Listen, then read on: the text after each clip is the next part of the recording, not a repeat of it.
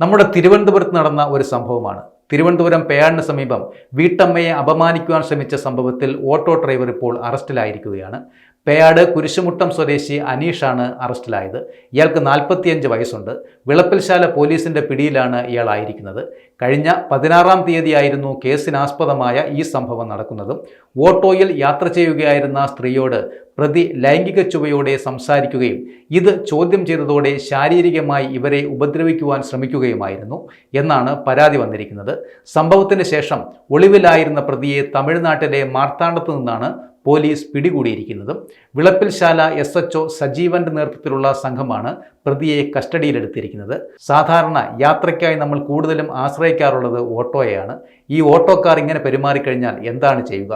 സാധാരണ ഓട്ടോക്കാർ ഇങ്ങനെ ആരോടും പെരുമാറുന്നവരല്ല. കാരണം നമ്മൾ ഒരു വഴിയിൽ ചെന്ന് പെട്ടുപോയിട്ട് നമുക്ക് അത്യാവശ്യത്തിന് ഒരു സ്ഥലത്തെത്തണമെങ്കിൽ ഓട്ടോക്കാരാണ് നമ്മളെ സഹായിച്ചിട്ടുള്ളതും സഹായിക്കുന്നവരും. മിക്കവാറും ഓട്ടോക്കാർ ജനങ്ങളോടും യാത്രക്കാരോടും വളരെ മാന്യമായി പെരുമാറുന്നവരാണ്. അവർക്ക് അപമാനമാണ് ഇതുപോലെയുള്ള ഓട്ടോ ഡ്രൈവർമാർ.